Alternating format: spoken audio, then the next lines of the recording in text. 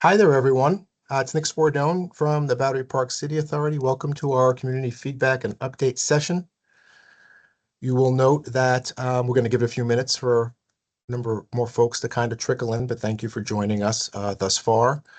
You will see that there is a button that's popped up for you to please agree to the fact the meeting is going to be recorded for access post-meeting for people who want to see it. If you could just click that, you'll be able to be seen and heard and participate in the Q&A session. If you don't want to do that, you can just listen in. You just will not be able to be seen or heard once the Q&A starts. So we'll give it a few minutes. And then Raju, when you're ready, we can jump in. Thanks, everyone.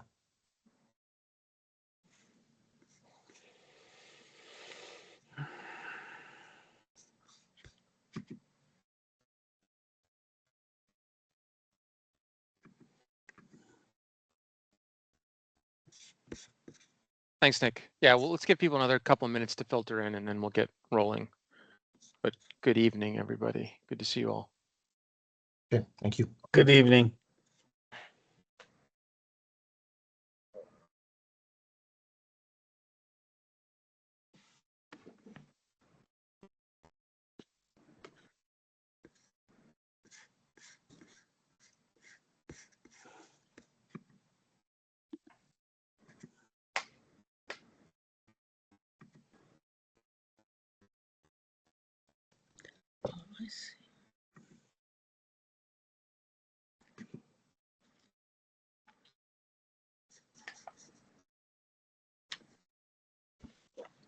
Okay, looks like we're in here.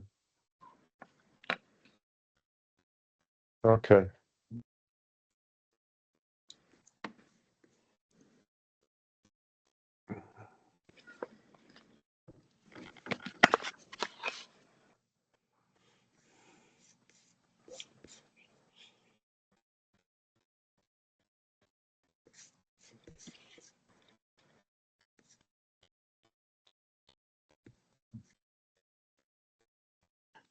Okay, hi, everybody again. Good evening. Happy Wednesday, March 11th. Hope everyone's enjoying the springtime weather. I see folks are still trickling in, but it's a few minutes past 6, so we thought we'd get rolling. So, hi, my name is Raju Mann. I'm the president of the Battery Park City Authority. Thanks for joining us on this beautiful night. I know we're competing with the weather out there, so we've got some passionate people here. The goal of the meeting is really just to give you all an update on sort of the comings and goings here in Battery Park City, with a bit of a focus around the construction projects we're working on to protect the future of the neighborhood from climate change. So I'm going to run through a presentation. Should take probably about 20 minutes with my colleague Dan Dixon here, and then the rest of the time is really just reserved for Q&A to kind of hear what's on your minds, try to answer as many questions as we can in this forum, and then follow up with information online as well.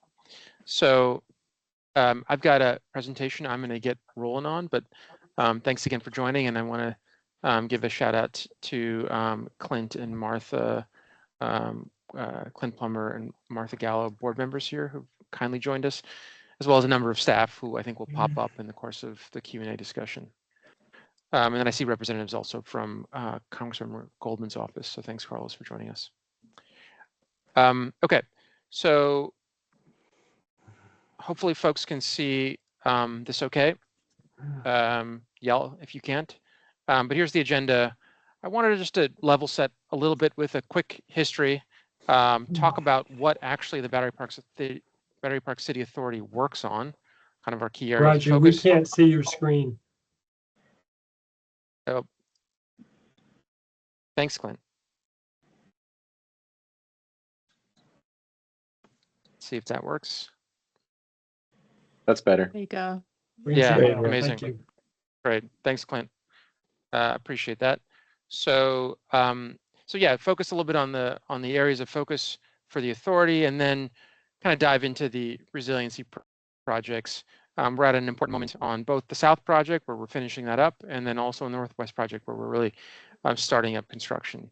So I imagine most of the conversation will focus on those items, but we're happy to take any questions as you have.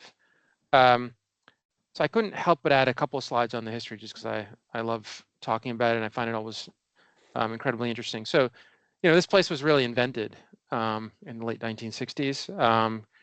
The statute was created in 68 to create the authority, and the goals are still the goals we have today to construct, improve, operate, and maintain this neighborhood.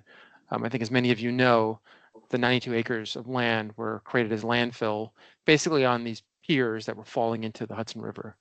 And the current development framework we have as a neighborhood was really set up in the late 70s after a few different master plans. There was a master plan late 70s that really thought about this as an extension of Lower Manhattan, not as a separate from the city, but really connected to the city. And then once the financial crisis subsided in the 80s, the first residential building, Gateway, was built, and the World Financial Center, which at that time was a huge gamble, was built in the mid 80s. It was then landfill. Right. So since then, over the last 40, 50 years, we've grown into a neighborhood of about 16,000 people who live here, and then about 35,000 workers, with many, many more tourists. And financially, it's been a huge success. So year over year, we contribute about $227 million to the city's general operating fund to pay for the great city that we have, and specifically about $50 million a year for affordable housing, which is all coming from the ground rent, which again we can talk about. And then I again couldn't resist showing a couple of pictures of just how far this neighborhood has come in such a short span of time. I think many of you probably have seen some of these iconic pictures of the beach on the left and the wheat fields, the public art project that was led by Creative Time to turn a patch of land into a wheat field. And so that history of art is a huge part of our story and continues to be part of our present. So what do we do today? There's, I think, 4 areas we really focus on day to day. The first is maintaining the beautiful parks that we have. So that includes all of the plantings and the weeding, the composting, and then all of the routine maintenance work of the irrigation systems and lighting system, electrical systems, the masonry work, and just keeping everything clean and in good shape. So that's probably the first and I'd say most important in many ways responsibility. The second, we help maintain public safety and just overall quality of life. We have private security, much like other business improvement districts around the city. We work with Allied. That contract was renewed last year, which we can talk about if folks are interested. And they provide, again, supplemental security across the neighborhood, which is really one of the safest neighborhoods in Manhattan and New York City. And then recently, last year, thanks to some of the advocacy of Clint and other board members, we've added crossing guards at both public schools, 276 and 89, which has been valuable. And then there's always a reminder for any security topic that for any emergencies, 911 is still the best resource. But for more quality of life issues, you can connect with the folks here, and again, we'll post all this online. The second bucket of things we do is really around arts and culture and recreation sports. So we, and this is Craig and his team, and I should have mentioned for the parks, it's really Ryan Torres and her team, and Ryan's on the call. So thanks, Ryan. For arts and culture and recreation, it's really Craig Houdon and his team who deliver over, which is a pretty incredible number, over 1,000 free programs every year. From big events that have thousands of people coming to smaller yoga, watercolor, meditation. There's something for everyone here in this neighborhood in terms of the kinds of events. And we also support some of our nonprofit partners who are based in the neighborhood, like Poets House and Museum of Jewish Heritage and Skyscraper Museum. We partner with them to do programs. We have a whole host of educational programs with a focus on kind of environmental education. And then we manage the ball fields. We own the ball fields, manage the ball fields in the north end of the neighborhood, work with the leagues there. And one of the best kept secrets in town is this gym we run at Stuyvesant, which is $200 a year for pool access and gym. So that's the second bucket of things. The third bucket of things is, we're unique in that we own all of the land here, the authority does. So we have this important responsibility to be a responsible leaseholder, or landowner, I should say. And we've got about 20 million square feet of space that sit on that land with public schools, cultural institutions, and obviously a collection of condo, co-op rental buildings, and the office buildings. So our goal really there is to maintain the stability of the neighborhood, both as a tax base for the city of New York, as we talked about earlier, and where possible, especially on the residential side,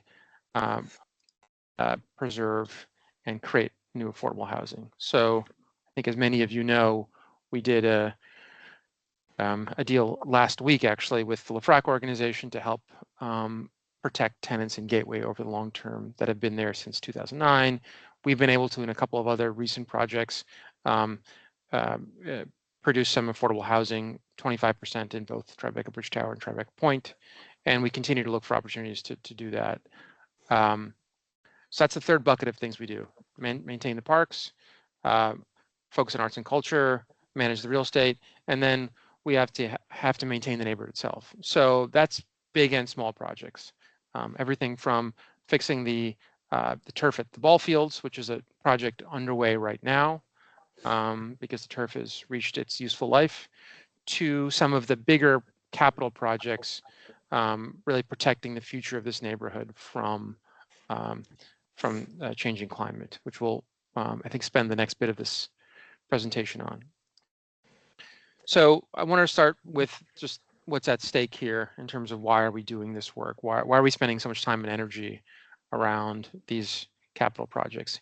Here's some just images of Sandy and also just of storm events. You can see that it's not hard to imagine, given the proximity of the river, how at risk we are as a place. But leaving aside the anecdote, we're part of a larger strategy the city of New York has developed to protect the future of Lower Manhattan, which is uniquely vulnerable. So that's an acronym many of you are familiar with on this call, the Lower Manhattan Coastal Resiliency Project, LMCR.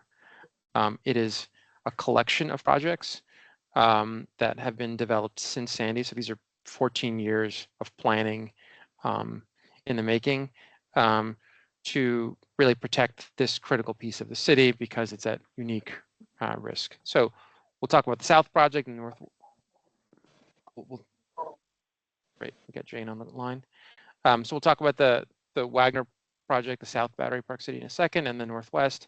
But it really is a link in a larger chain of projects to protect the future of Lower Manhattan. And then, you know, these are numbers, again, I imagine many of you are familiar with, but obviously Hurricane Sandy was a wake-up call for the region. And for Lower Manhattan specifically, you know, by the 2050s, we expect over a third of the buildings to be at real risk from storm surge, which is a, you know, distressing number.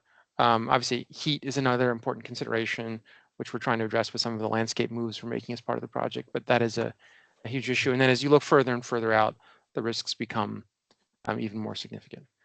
So that's why action is important. That's why we're proud to be undertaking these projects, and I think why there's optimism around taking on these projects and managing our risk. So what's in the area that are affected by our projects? It's about 105 buildings, 25,000 residents. You can see $16 billion of property value, and critically, the World Trade Center site with the transit hub, meaning the PATH station, is also in that floodplain, and other institutions like BMCC and others. But so it's a project not only of local importance, but really of regional importance because of what's here in Lower Manhattan. And then how do we think about what we're designing for? We just throw in an engineering diagram here just to give you a sense of how do we get to the design solutions we propose.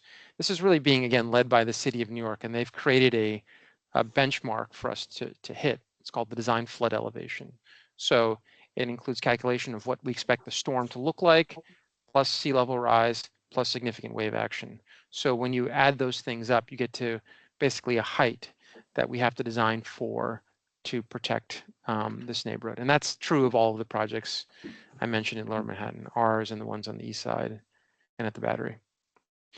And there's obviously significant benefits here. We talked about the flood risk reduction. We think there are really significant benefits to property owners from reduced insurance costs over time as insurance companies shy away from insuring buildings that are in flood risk areas. And we're really excited about the level of improvements to the public space we can make, improve seating, landscaping, lighting, just refreshing where we can the public spaces. And then, we're going to work on some improved habitat in the water as well. So projects like this don't happen overnight. This has been literally over a dozen years of planning. Again, the first real discussion of this on the part of the city of New York was back in 2007 in a focused way under Mayor Bloomberg. And then post Sandy, he had a special initiative on recovery and resiliency, which focused around climate risk and climate adaptation. The federal government did this broader rebuild by design competition to identify areas of focus for rebuilding in the region. And as you can see, for our South project, we started really the planning work in 2018 in earnest, 5 solid years of that, and then 3 years of construction. For the Northwest, the planning work started a little bit later, but we've been at it for about 4 years of community meetings, permitting, design development, and now we've begun construction on that. So none of this happens overnight. Some argue that these projects take too long to deliver, but there's a history of almost a decade and a half of planning behind this work. And I should note here that this work has been carried forward by Mayor Bloomberg, Mayor de Blasio, Mayor Adams, and now Mayor Mamdani. So it's stretched across mayoral administrations. So here's some beautiful pictures of Wagner. Hopefully you've all had a chance to wander around and enjoy it. But here's an aerial view of the park which we opened this summer. We were really excited to open that pretty close to schedule. And you can see here all of the terracing that happens that acts as a flood barrier system just by the elevation of the landscape. And then there's the pavilion building. Couldn't resist about bragging a little bit about the press here. We got some great coverage of the reopening of Wagner from the Times, the Fast Company, and others. Really is not only a flood protection system, but a great park. And so we're excited about continuing to make it a great park. Ryan's doing an amazing job maintaining it. Craig's going to do an amazing job this summer, bring some really incredible arts and culture to it. We had an incredible lineup last summer, and we're excited to top our own work this summer. So please stay tuned for the programming work we're going to pull off there. And then, as of next week, next Wednesday, the north half of the pavilion building, this piece right here, is a room we're calling the classroom, which is going to be a public space, which folks can go to our permitting page and sign up to use. We're really excited about having everybody in the neighborhood, schools, nonprofits, and folks outside the neighborhood really take advantage of that as a great amenity. Here you can see a sunset looking out onto the water with Statue of Liberty in the horizon. So it's going to be a really beautiful space, and we're excited about making it as public as we can. And then we're going to start to get people in there with some great music. So it'll be a special place, I think, in New York as it takes life.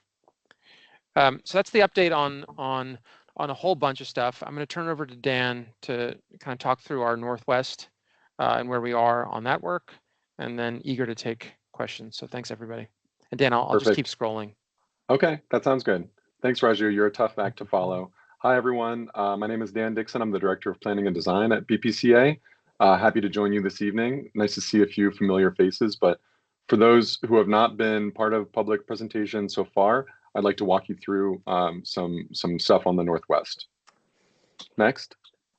So to get everyone a lay of the land, this is the alignment of the project. North is to the right, so the Hudson River is on the top there. You can see everything in the dark pink is the alignment of the flood wall. You can see on the left to the south, the dotted line is where we connect to the South project that is nearing completion. And then it snakes up through South Cove, along South Esplanade, around North Cove, and up River Terrace until we reach basically a high enough point where we don't need the flood wall any longer. And then it picks up along North Esplanade, comes across Route 9A, and then again up to a high point in Tribeca on Greenwich Street. And just to point out, the lighter pink areas are areas that will be touched in some way, shape, or form by construction at some point during the project. But overall, it constitutes 1.4 miles of resiliency, which is quite a large project. Next. So we've thought a lot about, in the last 4 years, as Raju mentioned, that we've been planning this project. We've thought a lot about how to undertake a project of this scale and complexity. Obviously, we want to limit disruption to the neighborhood as much as possible and open it back up as quickly as possible. So how do we do that? We want to avoid delay in achieving flood protection. So we want to start in the most vulnerable areas, which is at South Cove, where we're connecting to the South Project, and also where the project crosses Route 9A. These are the two of the most low-lying areas along the stretch. We also want to shorten the overall duration of construction impacts to the community. One way we're doing that is starting with the most complex portions of the project, like platform reconstruction or bridging over the path tunnels in Reach 5 or North Cove. So those things we have to start with first to ensure that we finish on time. We also want to sequence construction, like I said, to protect the highest risk areas at first, and also be able to open those areas up the soonest. We also wanted to begin construction after the Wagner Park had an opportunity to reopen, so that could be a major open space during construction. And other open spaces that will be open throughout construction include Rockefeller Park, West Thames Park, Rector Park, etc. Teardrop Park, some of my favorite parks in the community. And also, as we're doing tonight, we want to continue to communicate consistently with you all during construction. Next. Okay, so obviously air and noise are going to be a part of any construction project, and we're very sensitive to that. We are going to be following Department of Buildings hours throughout this project, which is weekdays 7 a.m. to 6 p.m.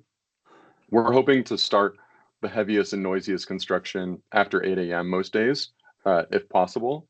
And we don't foresee a lot of weekend and nighttime work, but some things like crossing Route 9A, for example, will have to be sequenced at night due to heavy traffic volumes, that kind of thing. And depending on schedule, we may have to cross that bridge when we come to it. But to ensure transparency, we've also hired an independent air noise quality monitor. The name of the company is Excel Environmental Resources Incorporated, led by Laura Dodge and Eric Mertz. This was actually a recommendation by Community Board 1 because Excel has done excellent, I think is a good pun there, work on the Manhattan Detention Complex and 250 Water Street brownfield cleanup. So they have a rich history of really intense construction projects that they've kept an eye on for the city. So we're happy to have them on board. They've even already presented to CB1 last December before they were even on board. So we're happy to have them as part of our team. Next. Okay, so let's talk about overall project timeline. You may have already noticed that there's work throughout the neighborhood already. So let me walk you through some of that. Some of the site readiness work includes Albany Street. We're installing a tide gate at a DEP pipe there, and soon we'll do a similar project at Rector Place. That work will begin in March, sometime later this month. Chambers, similarly, a little bit deeper. We're installing a tide gate chamber there. That work began last month. North Cove, there's a lot of utility relocation going on, which is still ongoing. And Stuyvesant, likewise, there will also be not only utility relocation, but also a tide gate installation there. And I can go into what a tide gate is. It's a little bit more, it's a more detailed explanation. But last but not least, VC Place, there will also be a tide gate chamber installed later this spring. In terms of the overall schedule, like I mentioned, it's really important to start with areas that are either the most low-lying, like South Cove, or where we cross Route 9A, or the most intense construction projects. So Reach 5, definitely around North Cove, and anywhere we are reconstructing the platform. And the next slide speaks more to that sequencing. So you can see Reach 1 and Reach 7 I spoke to. Reach 7, we're anticipating starting later this month, as early as later this month. And then Reach 1 and Reach 5 will begin soon thereafter. Reach 2 and Reach 6 likewise have some platform reconstruction involved in that work. So they have to start and will stretch a little bit longer than some of the other reaches. But Reach 4 and Reach 3 can be a little bit more succinct because there's not as much intense construction as part of those. But I know that we're joined by many residents along the South Esplanade, so let's talk a little bit more granularly about what's happening in Reach 6. So Reach 6 stretches from basically south of North Cove to north of South Cove, right? So it's Gateway, Hudson Tower, Liberty House, Liberty Terrace, and Regatta, as I'm sure you're all familiar. We will have to close a portion of the Esplanade throughout this work, but not every portion of the Esplanade will be closed at once. So for example, we're going to have to start at 6A South and North in front of Gateway because we have to do some platform reconstruction there, but we can keep areas in front of Liberty House, Hudson Tower, Liberty Terrace, and Regatta open for a little longer until construction starts. And then after 6A North is completed, that area of the Esplanade can be reopened. Next. So like I said, we've put a lot of thought into this. We've had a lot of different types of meetings with the public dating back to 2019, over 100 meetings, which have varied from large public presentations to meetings with individual buildings to site walks and other presentations. So very, very proud of our outreach history to date. And I'd like to pass it on to Nick, who will talk about how we're going to continue that outreach in the future.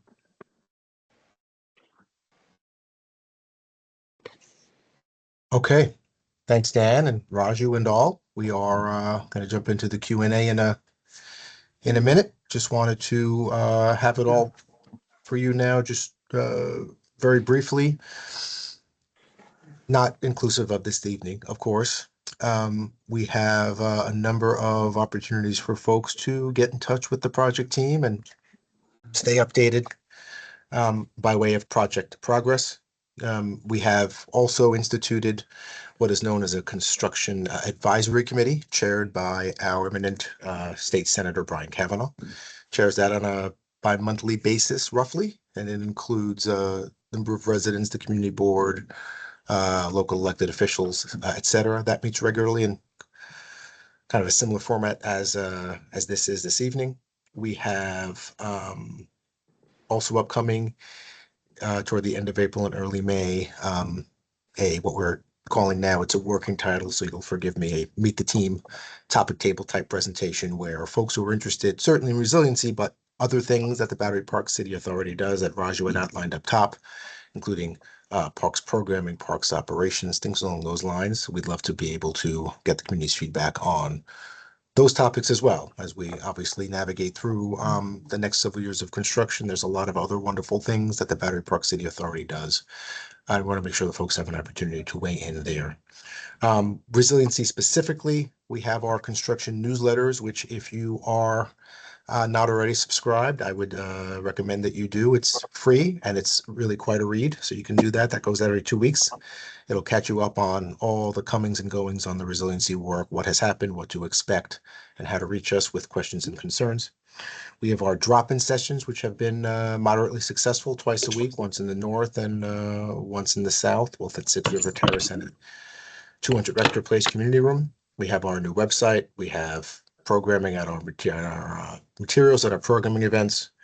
We have a bike, which will be out there now once the weather has turned, flyers and buildings, postcards, etc. In addition to regular updates to our partners at Community Board 1 and quarterly updates at the LMCR quarterly update, which Raju had mentioned earlier, all part of a greater whole. So with that, Raju, I think we could just go to the next slide, which I believe is just questions and answers. Just a little bit of ground rules here before we jump on into it. I see Justine has her hand up first. Justine, not a surprise. Welcome. What we're going to do is we're going to have people be able to ask questions and participate both by asking questions, and if they want to drop them in the chat, that's fine too. What I'd like to do is do a few over the kind of video here, and then we'll see if we can go through the chat and consolidate some of those and kind of go back and forth for the next little bit. So with that, I see a number of hands raised, and I'm going to take them in the order that they were. So Justine, you're up, and I will, you're unmuted and you can go ahead. Good evening. Perfect. Thank you so much. Thanks for doing this, you guys. Of course, I have a million questions, but my first question is going to be focused on the site readiness work. So what's going on at Albany Street and what's going on at Rector Place. Excuse my little grandbaby in the background crying. She's just a little fussy, so excuse that. But so the question for Rector Place that I've been asked by many people, I would love to have it reiterated again, the answer. So work was done like last year in 2025 on the south side of Rector Place for the tide gates. Now you're projecting having to do stuff on the north side. Why? Explain to me what was done, brief, high level, but why was that done? And what was done in 2025 and why does it need to be done again? Or what's happening? Make sense, my question? Because I've heard 100 different variations about why that was happening, and I would just love to hear it from your mouths, what the deal is. Yeah, sure. Dan, you want to take that one? It's up to you. I think you answered it eloquently at the last meeting, so I'll give it to you. Oh, well, with an introduction like that. Okay. Yeah. Justine, and thank you for asking it because I know it's been asked and answered, but I do think that in this form, it's helpful for folks. So I'll try and make it as high level as I can, not too super complicated, but in layman's terms, because I am decidedly a layman. At the end of August 2024, so it's 2 Augusts ago, right, or almost 2 Augusts ago, as part of the South Battery Park City Resiliency Project, the centerpiece of which is Wagner Park. BPCA began required work at the end of Rector Place to construct a tide gate chamber that's necessary to prevent storm surge through an existing outfall pipe. An outfall pipe is a large subgrade, essentially, pipe out of which water flows.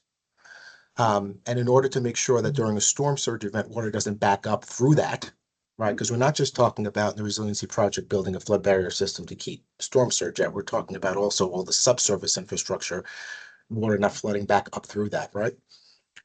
As part of the South Project, we had to build a tide gate chamber to prevent storm surge from going back through that pipe. Okay, work was originally scheduled to take 6 months through the end of January 2025. As a result of some conditions we found once we opened up the ground, as well as adverse weather conditions, that work was extended out to March 31st, 2025. After which the work was complete and the pedestrian access to the Esplanade was restored. Okay? Now, you're not going to believe it when I tell you, but it's true. A second, larger outfall pipe also exists on Rector Place, parallel to the outfall pipe I just described for the north. And it also requires a tide gate chamber of its own as part of the North Project. Okay? 2 tide gates, two outfalls that exist in parallel at different levels below the ground. One that connects essentially to the DEP's water system, southern portion of it, ends at Rector Place as its northern end, and that one connects to the northern pipe to DEP system that connects to the southernmost end of that portion. They just happen to exist side by side in parallel at different levels underground under Rector Place. So the work that's coming up on Rector Place now is for installation of a second tide gate chamber for the other outfall pipe. Okay? The outfalls for which these tide gates are needed are owned by the New York City Department of Environmental Protection and were originally built at the time that Battery Park City was. Like I said, they're of different sizes, different subgrade elevations, and connect to different segments of the city's water system or sewer system. They just happen to exist side by side along Rector Place. The South Battery Park City Resiliency Tide Gate work was done when DEP required it, which was back starting in August of 2024. And the Northwest Project work to come is being done when DEP required it. And it was not, the North Project was not yet underway when we did the work for the South way back in August of 2024. Irrespective of its proximity to work that was done, it's a separate pipe for a separate but related system in the same place at the end of Rector Place. No, thank you so much. That is what I understand. Now, 2 questions people are asking, and whether it's you, Nick, or Dan who can answer us. Why wasn't it why weren't both sides done at the same time? So Rector Place was only ripped up once. And I understood you to say the first one was done when it was required by Department of whomever you just said. And the second one's done by, when it was required.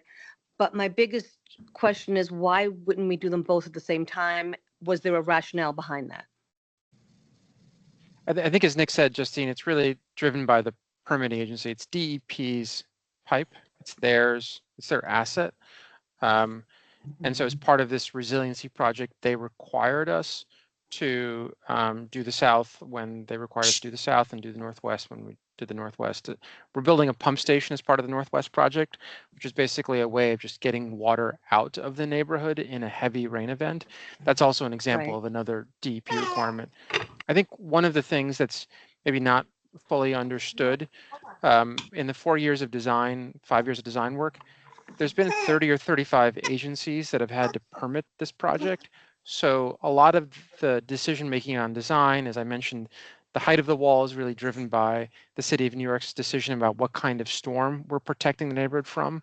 So that's the 100-year storm in 2050, the DEP requirements, the Public Design Commission has the Public Design Commission's point of view on the look and feel of the wall. The Department of Environmental Conservation has their perspective on what kind of work can happen in the water or not. And so what we are doing is shepherding a project through a process that has a lot of other authors involved. And we can't, unfortunately, just tell DEP or PDC or DOT what to do. They have their own perspective and opinions. So that's a bit of the challenge of navigating projects like this. I mean, that makes sense to me and I get it. Was there more expense associated with having to rip up Rector Place twice? You will, and then whatever's going to happen for the actual construction, for the walls and all that, that'll be a third rip up, right?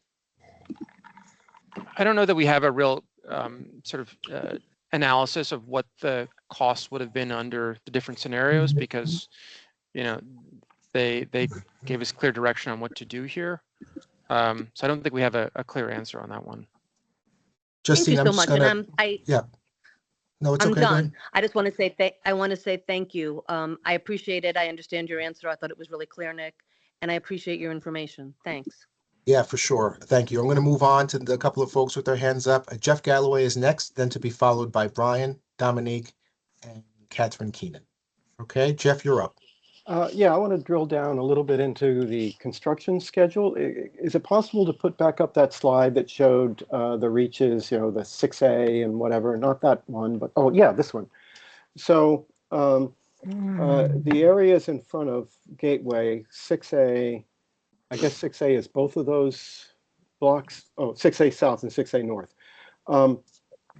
Where is the closure line? I have a handful of questions. One is, where is the closure line near Esplanade Plaza? Will the Esplanade Plaza itself remain open when that area closes this spring? Will the playground at Kowski, the dog run at Kowski, will those stay open at this time? That's my first question. Dan, do you want to take that? Yeah. So Kowski and Waterfront Plaza will remain open until the sub-region Reach 5 will be under construction. My understanding is yes, the dog runs will remain open throughout. That's our goal. Okay. Jeff, just to be clear though, Jeff, this is Heather. Hi. Hi. The complication that we have is that the port authorities in that area, which I'm sure you're aware of, Yes. and they were supposed to be gone, and they're not. Yes. So Yeah, I can appreciate that. we understand the goal, like we have that goal and interest, but it's, implementing it with others in our space. So Okay. just wanted to be clear. Okay. Next question is that once 6A North and South are closed, but 6B, C, and D are still open, will you be able to restore the Albany Street access to the Esplanade so that visitors, residents, and so forth can have sort of better practical use of the 6B segment in particular? Yes, that's the goal. Yeah, Okay. that's a great question, Jeff. Yes is the answer. It can be restored. Of course, we're working closely with our neighbors at Hudson Tower, in order to make sure that everybody's comfortable with that. There is going to be access at Rector Place. So on the south side, there'll be access there. Okay. And then final question is, let's see, what was my final question? At the work in 6A, I know the platform needs to be rebuilt and so forth. Ultimately, there's going to be a flood wall built, and my question is sort of the timing as to that. And the reason I'm asking is, as I think you know, I live in Gateway, and I'm on the executive board of the Gateway Tenants Association. We've been told by Gateway management that certain amenities, like the swimming pool, and there's a sort of a backyard, both of which have a privacy wall. I mean, they're right adjacent to the privacy wall. And management says those facilities will be closed when the privacy wall work begins. And they were anticipating that part of the work would not begin until after this summer is over, so that both the pool and that backyard would be open this summer. Is that still the schedule, even if the 6A work is going forward? Will the privacy wall basically be not part of the work over the summer?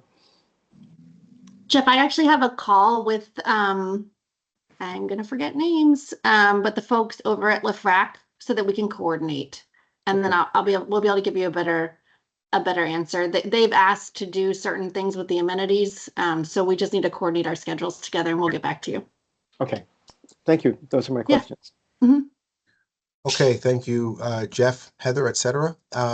Brian's next. Brian, you're up. Thank you. Yeah, can I just start by thanking you for all your hard work and everything you do for us to make Battery Park City such a beautiful place to live. We're really lucky to have you. My question is about the River and Blues rock concerts. Are those going to be moved out of Rockefeller Park down to Wagner Park? Sounds like a great question for Craig.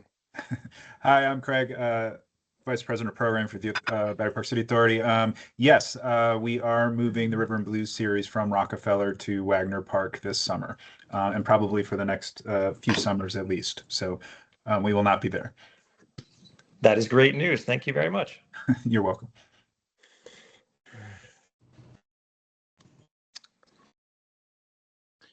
Nick, I think you're on mute, but I think you're going to call up Dominique. Sorry. Yes, we're doing okay in the chat. So since the folks with their hands up have been waiting so patiently, we'll run through those and then we can dive into some of the chat. Dominique, go ahead. Good to see you. Yes, first of all, I'd like to start off by complimenting you and some of the team. Your response to questions, complaints, inquiries has been fabulous, and everyone should be commended for that, okay, because it relieves a lot of stress. One quick comment is, I live on Albany Street, and I'm noticing now that we have at South End Avenue in Albany, on the south corner by the bodega there's a sign up that has sandbags on the stanchions.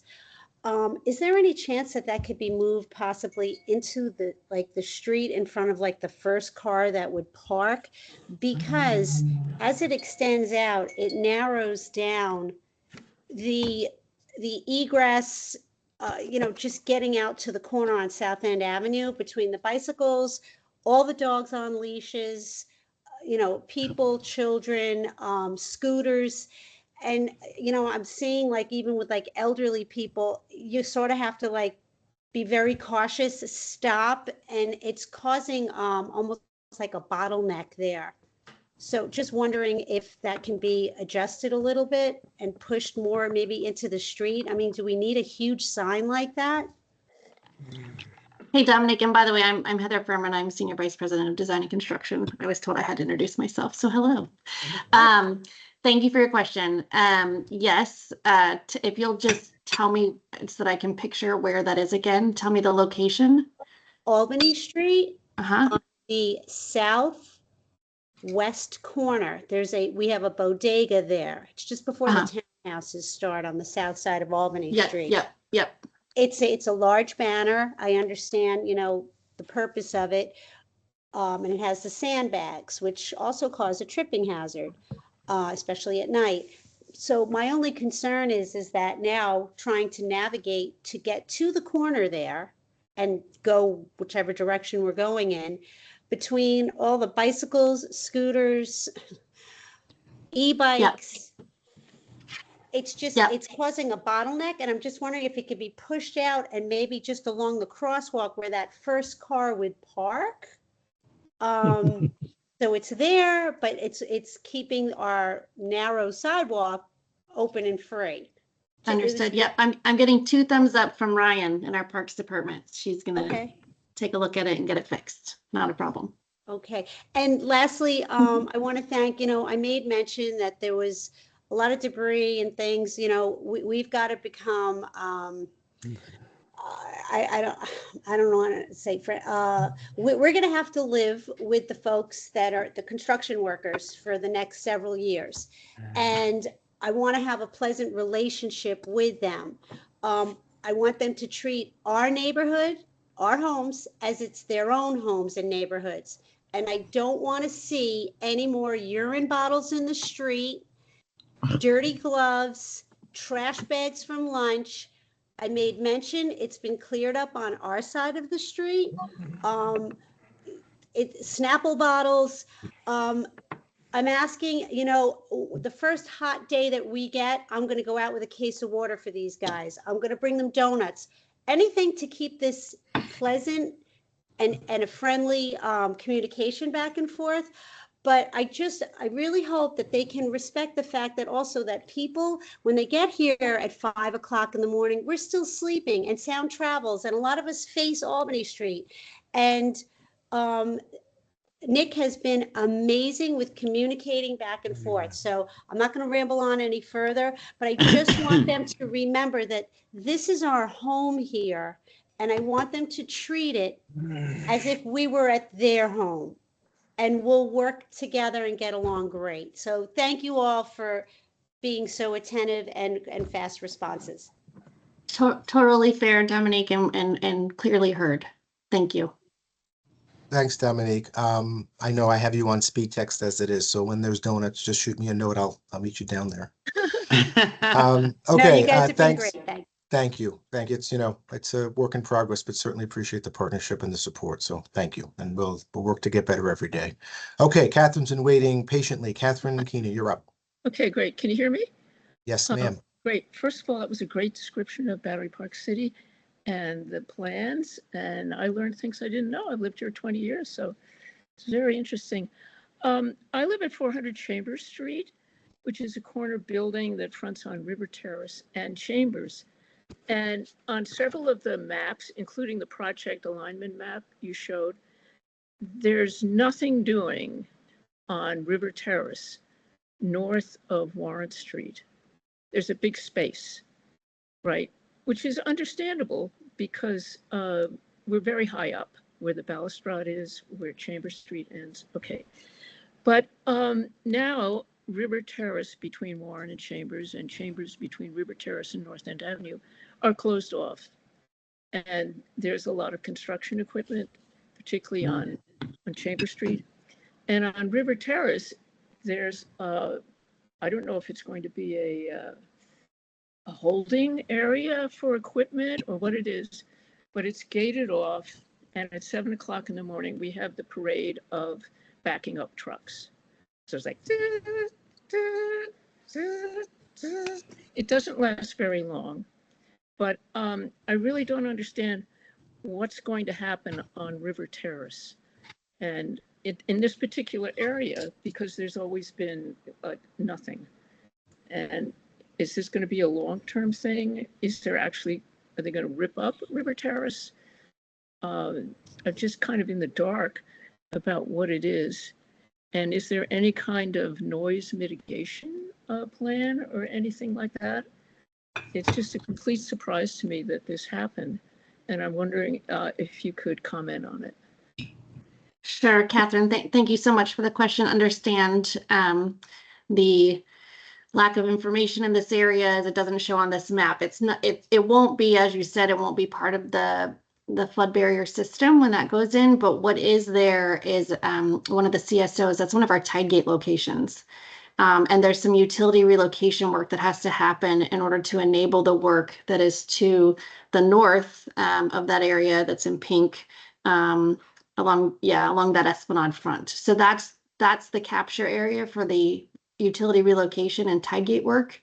And when that's completed, once we get DEP permitting, dewatering permitting finalized, which it's days away, we will be able to open up that area. You've probably seen they've already started a little bit of demolition there, trenching and things like that. So that work is expected to last 6 months for the tide gate installation.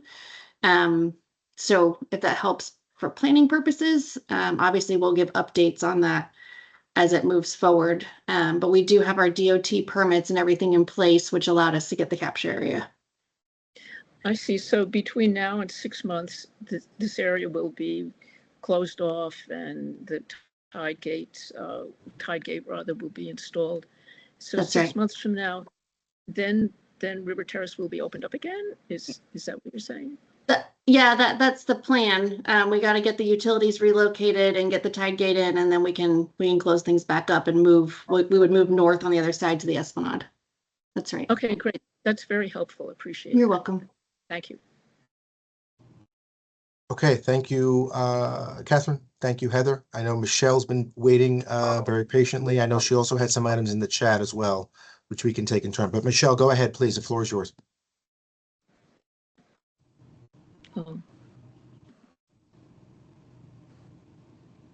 Michelle? Can you hear me?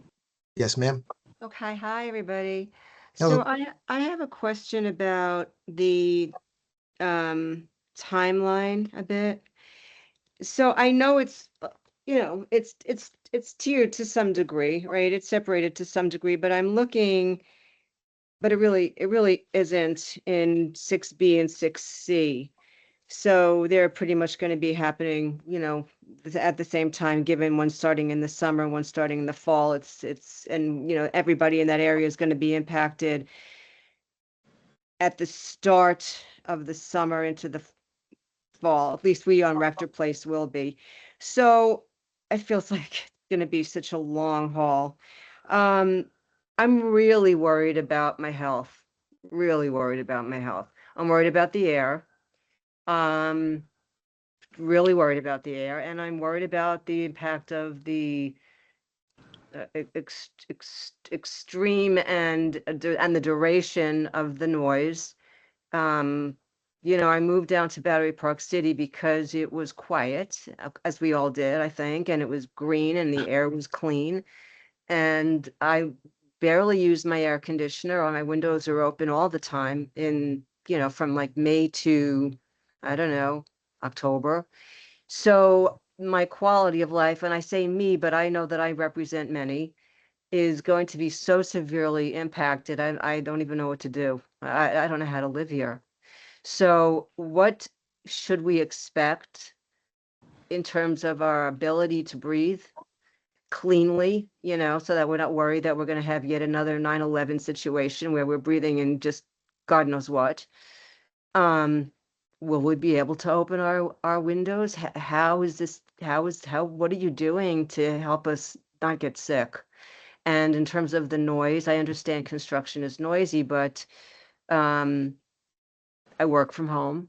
A lot of people work from home. How are we supposed to manage this? I don't know how to manage my life. I can start, and then Heather, maybe, and Dan, you can chime in. So thanks for the comment. And I think, part of the reason why we are communicating as much as we are and trying to make sure people understand the schedules at as fine-grained a level as we can explain them is to make sure people can plan accordingly. That's why, I think we're trying to have all these discussions and share as much as we can so you can make plans accordingly. I think on the noise and air quality specifically, obviously we have the DEP, the Department of Environmental Protection really regulates noise and air quality. And so we have to follow all applicable laws and regulations with respect to noise and air quality, right? And so there's nothing here that would allow us to exceed any existing code or requirement. But beyond that, there's a couple of things that we're trying to do. One is, I think as you walk around the neighborhood, you've probably seen these sound blankets. They sort of look like almost like judo mats or yoga mats that are taped onto or tied onto the fences that we think will go above and beyond in terms of sound mitigation. And so we're trying that out in as many places as possible to try to contain sound.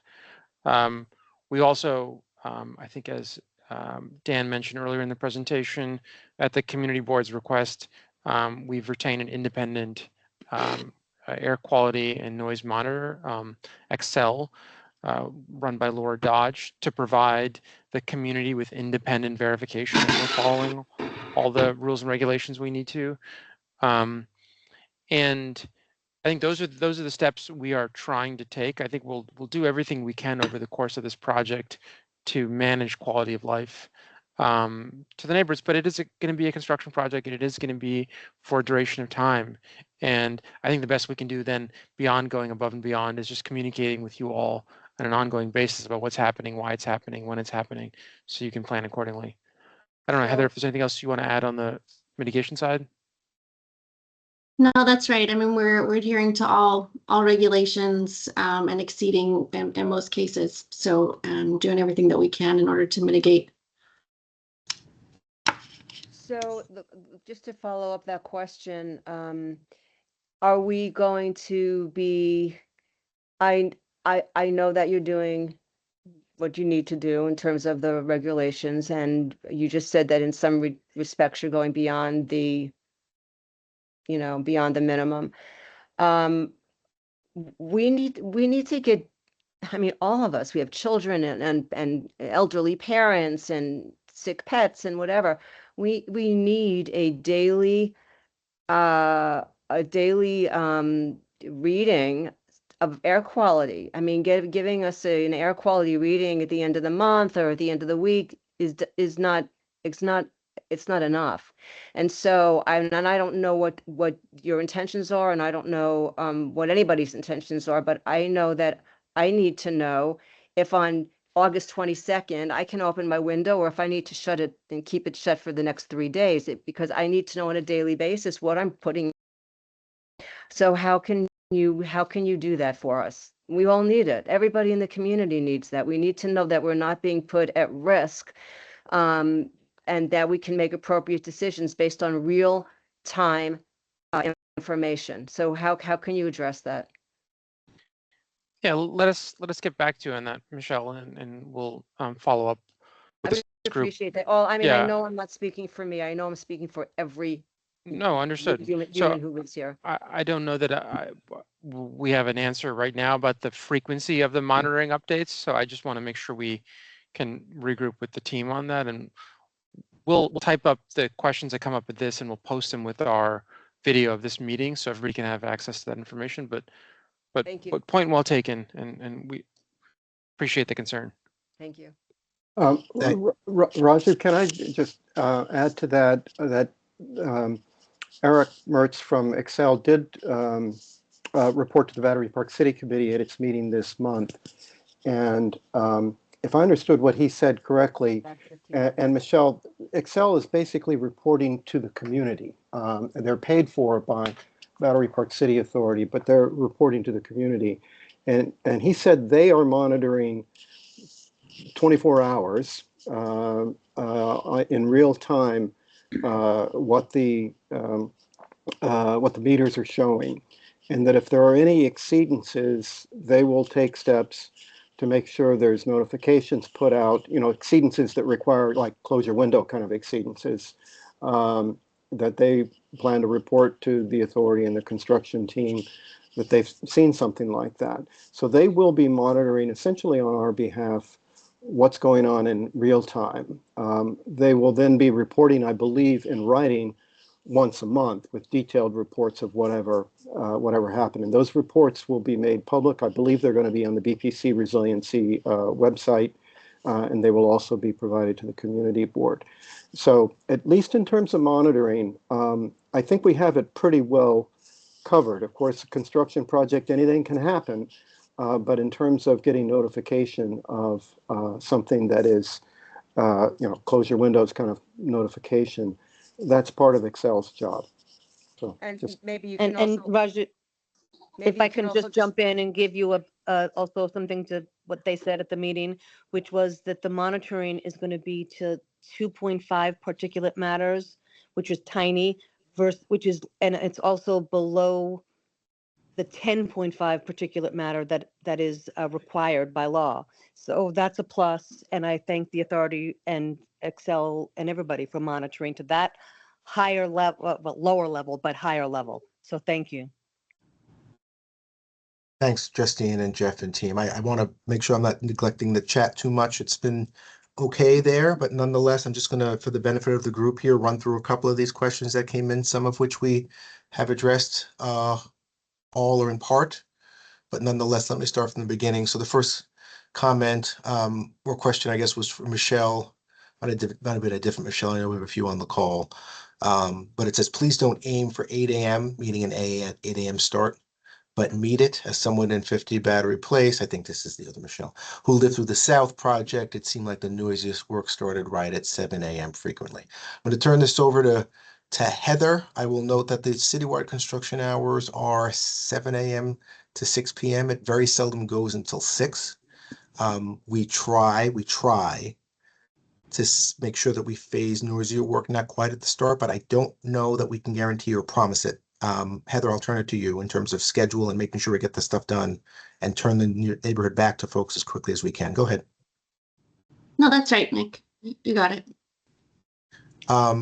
Nonetheless, But when there are we hear issues that come the up, concern. yeah, let us Good. know, and we're going to do our best as we always do to try to mitigate it. Understanding that there is going to be noisy and impactful work. We want to make sure we're being responsive as best we can. All right, James had a question that came in. When do fences go up on the esplanade in front of Gateway? I think we might have partially addressed this with Jeff's earlier question, but for the benefit of the group, if we can just answer that. When do fences go up on the esplanade in front of Gateway? Depends on which side of Gateway you're on. Right. Yeah. So that's the 6A North band, the yellow band that you see above here. So it's mid 2026, and then 6B as well. So there's some fencing up there already because of Pump House Park, if you're considering that part of the adjacency to Gateway. So I don't know if that answers your question. I'm sorry. Good. And I will note that I guess I can fold this into the next comment. Yes, the presentation this evening will be made available on our site. We can share it with folks who attended. And to the extent that there are questions that we have answered partly or that we owe you follow-ups to, we can fold that into kind of a post-meeting wrap-up. So as we have some more precision there, stay tuned and subscribe to our newsletter for more information. But we will get more precision around the Gateway question depending upon the side of the building as we have it. Okay, there's a longer comment here about kind of open space improvements. I don't know that we have a specific question so much, but perhaps we can have someone from the group just talk about, and again, this is something that the authority has worked on to some extent as well, opportunities or thoughts for some open space opportunities across the scope of the work or beyond. Maybe that's Heather or Dan or Raju. I can speak to that. Go So ahead, Dan. we are cognizant that between 50 Battery and MJH, we had to replace some of the planters that were there previously with some hardscape. That was because we had to install stop logs, which made the South project continuous and fully come to fruition. We're hopeful that after the Northwest project connects to that, maybe we can open up that area to more paving and more opportunities. As for the rest of the project, you know, it's really difficult to replace Battery Park City as it is, but we're hopeful that the new design introduces more species, makes the landscaping and environment more resilient to both salinity, to heat, to all sorts of stressors on the environment. So we're hopeful that after the new landscaping is in, that most people will find it to be a better environment than it was previously. And I Okay. just would add there to Dan, I think we've been having conversations with the BPC committee in particular, the community board and others about where else can we make improvements that's not along the waterfront to improve the existing open spaces. I think 9A and sort of the edge of 9A has been an area of focus in terms of the dog runs and the landscape and the crossing of 9A. As pedestrian safety and public space. So those are all areas we're also trying to explore to see what we can do to improve the existing spaces outside of the waterfront. So I think we'll continue to keep the community board updated there. That's a good forum for that discussion. But if you've got questions too, you should feel free to reach out to us as well. Okay. Thank you, Raju. There's another comment here, I think from Dominique, part of which we covered, but just said there was loud noise, yelling, jackhammering, metal clanging, truck beeping, starting before 7 a.m. at River Terrace Chambers. If we can please keep the loud noise to after 8 a.m., that would be greatly appreciated. So, No, that's not me. I didn't write oh, that. okay, a different GG. Sorry to I don't want to ascribe it to the wrong person, but nonetheless, yes, the larger point holds, which is work should not be starting under any circumstance before 7 a.m. There will be times when trucks and crews are arriving before then. I don't know that there's much we could do about backup noise. There are certain things that just come with construction. We can certainly make sure that we are re-emphasizing with the team, and our partners at Turner have been great, but we can always improve. Yelling or things that are not attended to construction necessarily. This is a residential neighborhood. We all kind of have to live together, and we do want to make sure that we're being respectful of folks and that the folks who are doing very necessary work do remember that this is a people's home. So we'll continue to keep that front of mind. Thank you for that comment. Justine had a question here. I know she had spoke earlier, but I'll just run through it here. It was about Homeowners Coalition hat essentially wearing. Appreciative of the BPCA recognizing the importance of keeping long-term residents in Gateway Plaza. Raju touched on that in his presentation. Can we please, in that presentation, I should say, can we please try to make some concessions for the long-term and long-time condo owners? They too help build this community, and they're the ones who are being priced out. It's not everyone, but it's happening. Please help those who are struggling. Raju, do you want to take that as kind of prospectus, what to expect in the next little bit? I mean, the ground rent discussions are deserving of their own forum, I think entirely almost as a topic of conversation. I'd say, big picture, the place we're focused on right now for the condos and co-ops is starting to develop a strategy for the lease extensions for those buildings so that, residents who have been here for a while know that there's no issue with refinancing or selling units because the lease will be extended post 2069. So I think that's an area of focus for us over the next several months to make sure that we're being responsive to one of the more common concerns we've heard from the condos and co-ops. So we hope to have more to say there, this calendar year.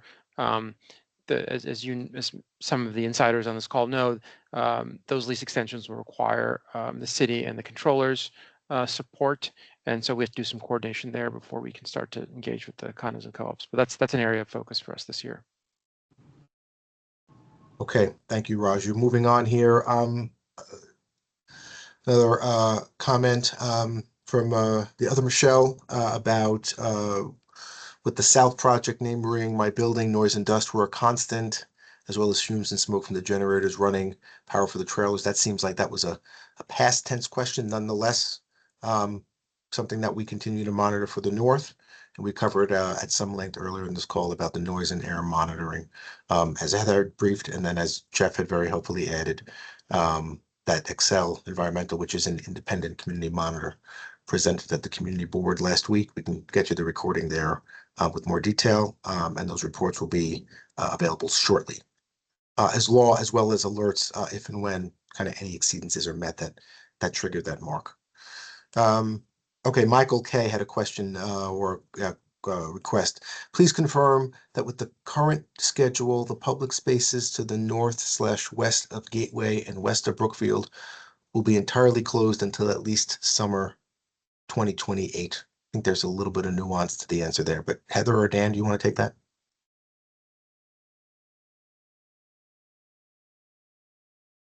Yeah. Say where again? North of, Northwest of Gateway and Northwest west of of Gateway. Brookfield. They might mean northeast of Gateway. I think they're talking about Yeah. North Cove. Yeah, okay. I think Yeah. I think so.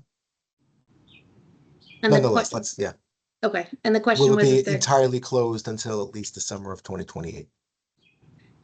that we're working through that now. We've got we have another stakeholder in part of that area. It's Port Authority.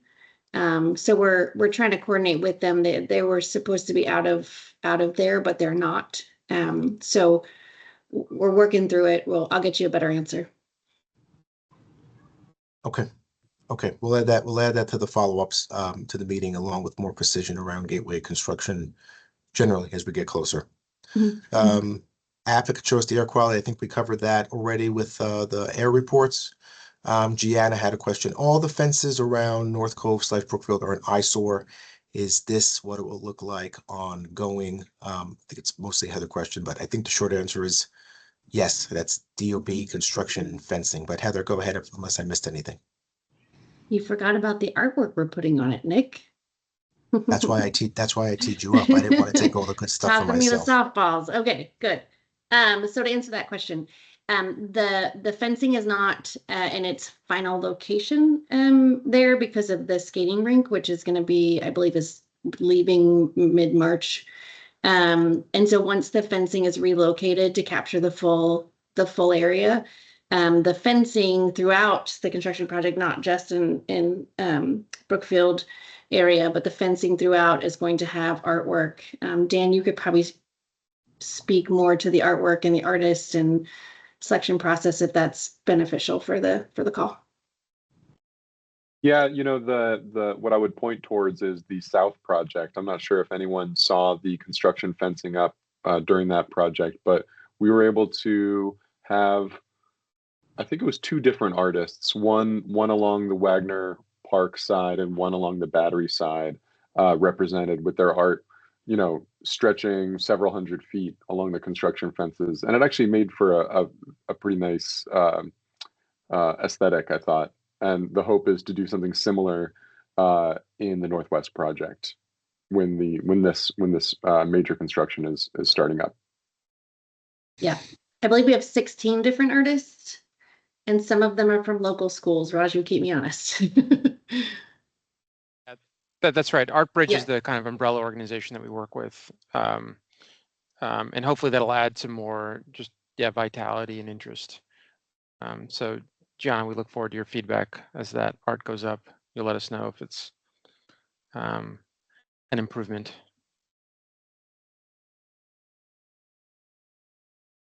Nick, I think you're Thanks, unmuted. Raju. Yeah, I see now as I'm scrolling through the chat, some of these questions have been answered in part. So thank you for that. Still nice to have it on the recording. Michelle had a comment about some of the work starting on the South project on Saturdays and Sundays. What I would note here, just for the benefit of the group, is unless otherwise noted and noticed in advance, citywide construction hours should be 7 a.m. to 6 p.m. Monday through Friday only. If and when there is a need to do nighttime work or weekend work, we will notice that in advance. By way of example, in the South, there was some work that had to be done along Battery Place, and that needed to be done overnight because our partners at the Department of Transportation rightfully said you can't close Battery Place during the day. So obviously an inconvenience, but something that we tried to notice, and we want to try to be as good about that as we can in advance. So nothing scheduled right now outside the normal construction hours. But if and when that becomes necessary, we will notice the community in advance. I will note, unrelated to resiliency, Raj, you mentioned it earlier, the Battery Park City ball fields are being returfed on schedule to be ready for early April, knock wood. We'll be noticing it later this week to the initial buildings right around the fields, and I mentioned it last week at the Battery Park City Committee, we will be commencing weekend work at the ball fields starting this Saturday to ensure that the turf is laid and ready to go. Should not be especially noisome, but I did want to make sure that since we had kind of a captive audience now, I put that out there. Okay, Maxim had a question about more green spaces, and I think that we had answered that further down. Raju, thank you for answering that. And the question about the art and the fences I see was also answered. And there was a question from Carlos about updates, and we included the latest construction newsletter. Let's see what else I missed. Nick, Go why don't we ahead. go to the folks with their hands raised? I think. Oh, do we Rena have more and- hands? Let's see here. Yeah. Okay, yes, I'm sorry. Okay, thanks for that. So I think that covers most, if not all, of the chat. I see a couple of hands up. Okay, Rena, you're first. Go ahead. Hi, everyone. Yeah, thank you. Thank you for the informative presentation. I have potentially two questions, but I think you might have just answered one, but I'll repeat it just in case. My first question is that I was at a presentation that your team did at PS 276. And at that time, there was some conversation about the authority providing air quality filters to the school during the construction period, especially since you're starting in South Cove. I wonder if you have an update to that and if there's been any conversation with the school around providing those filters to the school. I'll just go through my questions and then just to make sure I get them all out while they're in my head. My second question, you just answered around the ball fields that it's opening in early April. I'm curious, and I think other parents are curious, and what I'm hearing is that, like, you know, the other schools and like the local sports teams, they use those fields starting in usually early March.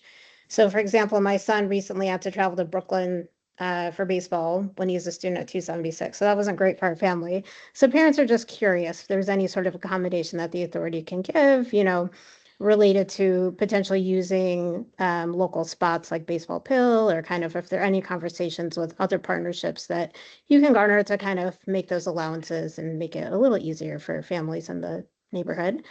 My third and last question is just around the air quality monitoring that you're doing with the Excel group. And I know just, you know, you mentioned that the particulate manner that they're monitoring at. I'm curious if you can also share, as you have these conversations, share the metrics by which they are monitoring or and evaluating, you know, so that particulate manner is super interesting and important for me to understand. So I'm curious if you can share all of the metrics by which they're evaluating that air quality over time. That's it. Those are my three questions.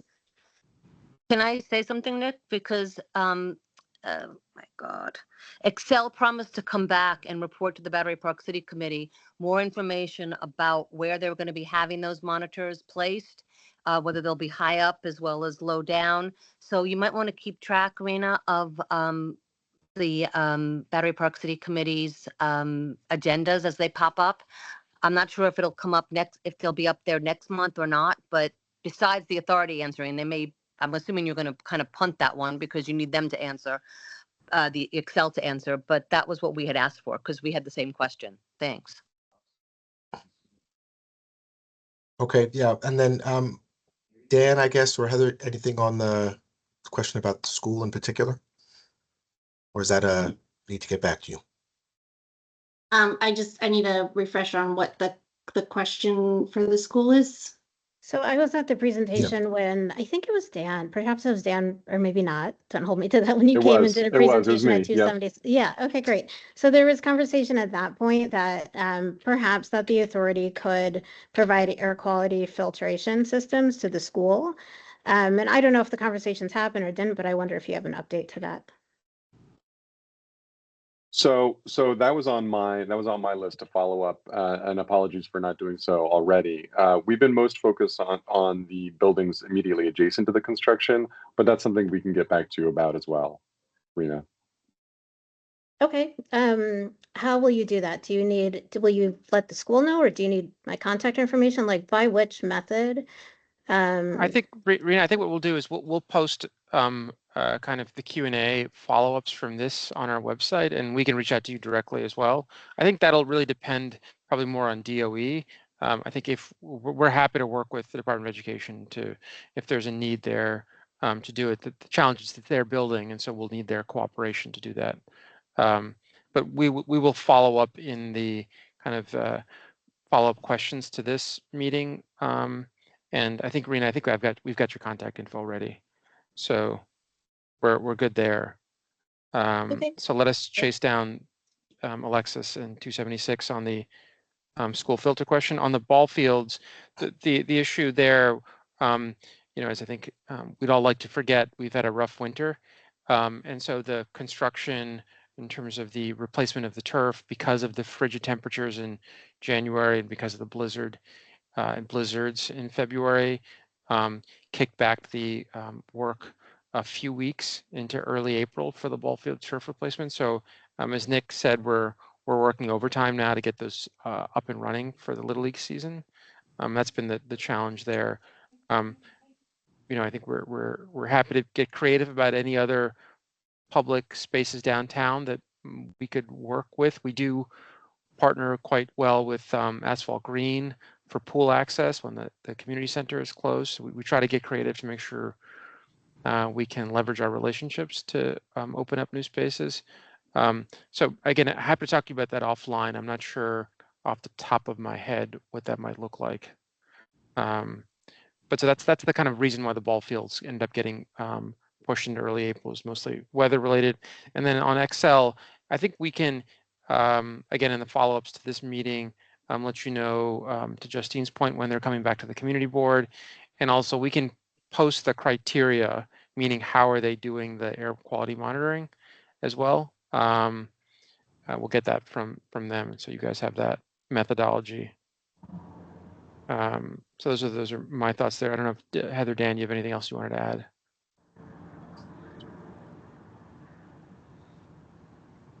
Doesn't sound like it. Okay. Great, thanks, Raj. Thank you. And then I think, Catherine, you had another question? Hello again. No, you're good? Okay, so your hand up. Okay, Sarah Smedley. Good evening. Hi, can you hear me? We can. Oh, good. Transparency, I work for BPCA as a gardener. I'm lucky enough to be able to work for the authority, which I appreciate very much, and I love my work. And I also live in Gateway.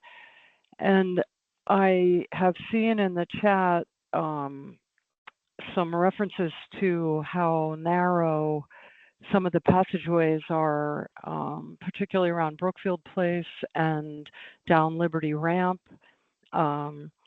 Would it be possible, when you're doing the wayfinding signs, to appreciate the fact that we have not just residents, but people from probably the village who are running marathons, and they're practicing, and they're used to coming down here and going around Wagner and headed back home, and there's a lot of cutoff now for them. And there are also thousands of tourists, as you all know, who come every spring and summer. They've started already. I got many questions today in the park. How do I get to the Statue of Liberty? And it's really difficult for them. English is not their first language. It would be super, super helpful, please, to have some signage particularly for the tourists, that they can just walk down the West Side Highway, the pedestrian path on the West Side Highway. They don't have to navigate the river, especially when in the fall and next summer, when things get really crowded around the Esplanade. It's going to be difficult for them in South Cove.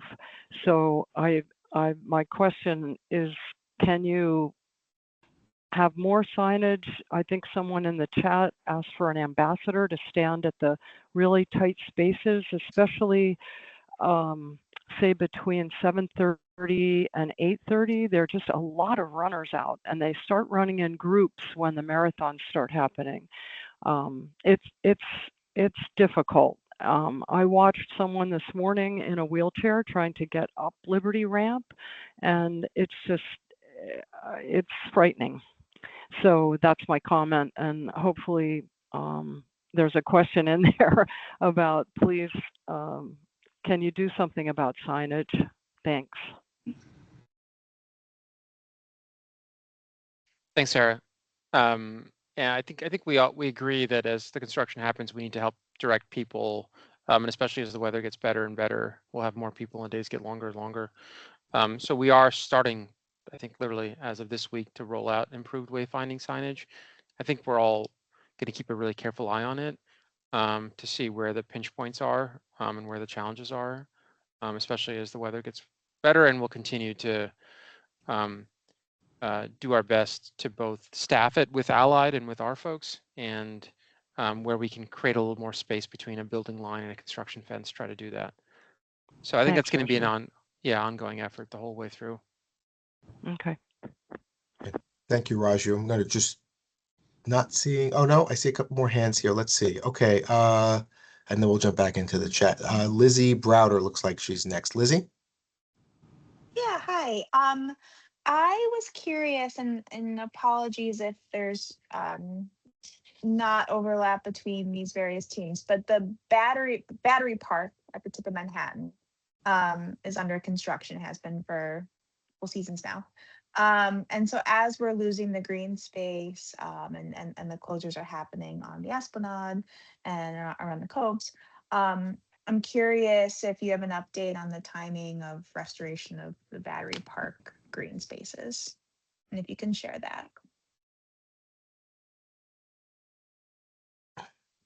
I can take a pass at that. So that is an EDC and Parks led project, the project in the historic battery.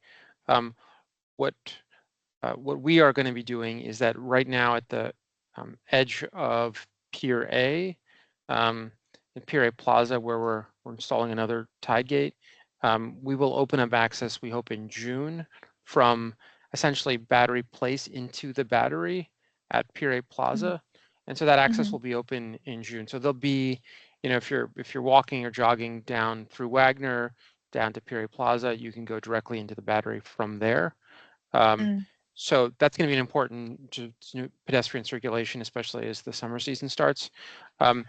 My understanding is that there's a couple of phases of that project, and I don't want to give you the wrong information about when EDC Parks expects to open up, because those dates also can move on us. So we'll double check with EDC and Parks, and we'll include that in our follow-up to this meeting. So I just want to be a bit careful there, speaking on their behalf. Yeah, super. Thanks.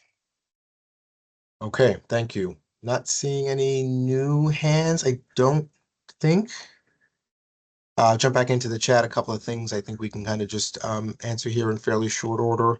There was a question about, will the entirety of the marina be fenced off? The short answer to that question, correct me if I'm wrong, Heather, is yes.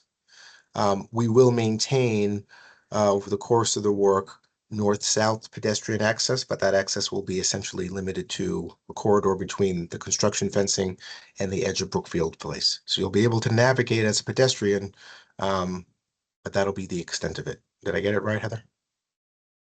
Okay.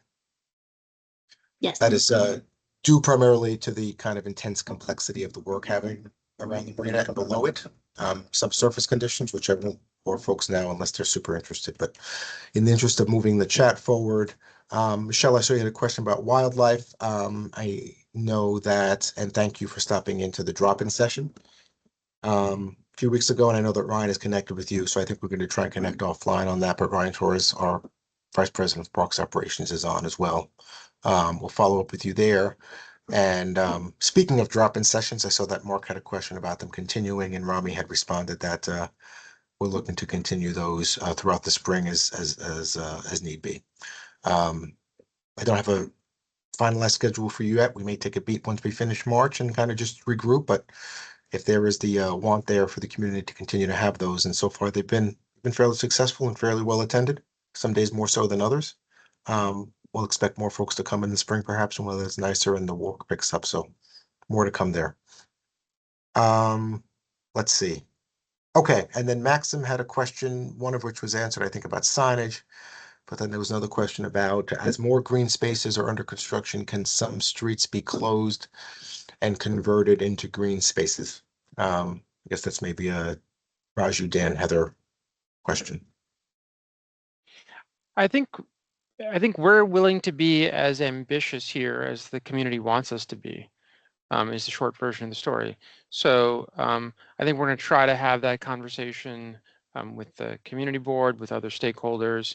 And if the community really wants to push us to think a little bit ambitiously about rethinking traffic flow and creating more open space, I think you've got a very willing and excited partner. I think we just have to balance that with other concerns and considerations, right? Which is that, you know, people are very committed to driving, and so we have to balance the concerns about removing road space with adding public space. But that's a conversation I think we will continue to have through the study that we are working on, and yeah, and eager to see how much the community wants to push there.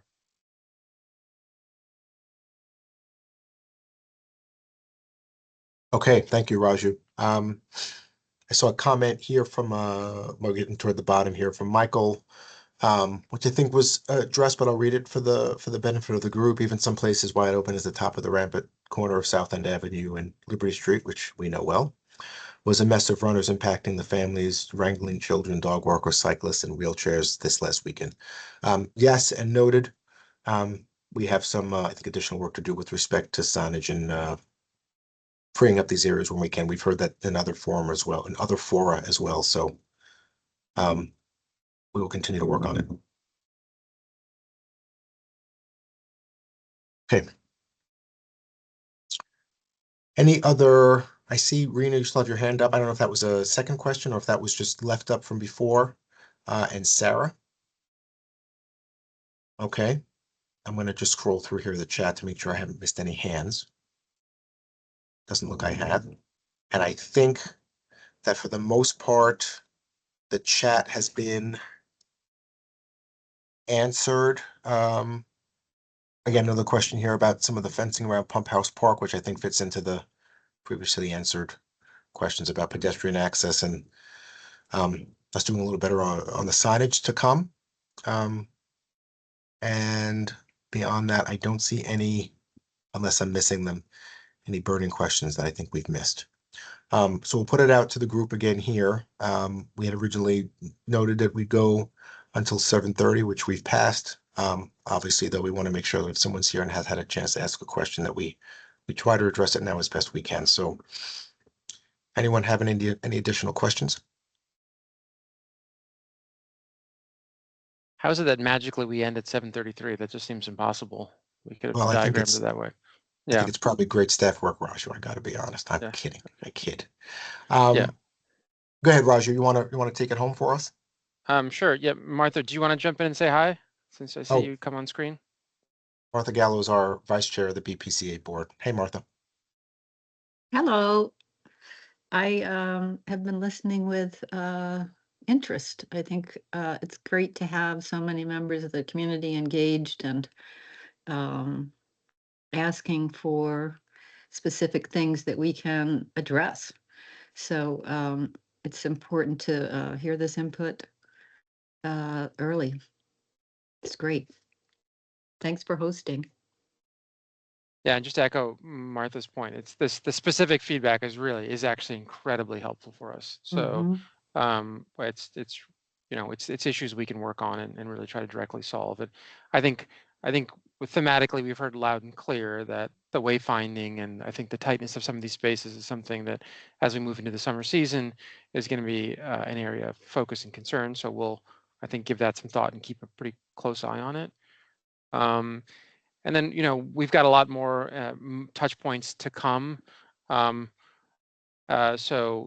please feel free to join us. Any of the meetings, the BPC website has a lot of information on it about upcoming events as well. But I just want to thank everybody for their time, and it's a beautiful evening outside. So thank you for spending it with us, and we'll be in close contact. And if you see us on the streets in the neighborhood, please stop us and say hi. And ask us some questions. Yeah, thanks, Dan, Heather, Nick, Rami, Goldie, Ryan, Craig, everybody for joining. We appreciate your time too. So have a wonderful evening. we'll be back in touch, and we'll send a follow-up note with the info that people asked for, hopefully by end of next week. Thank you all So- so much. Great. Have a great night, everybody. Thanks all. Take care.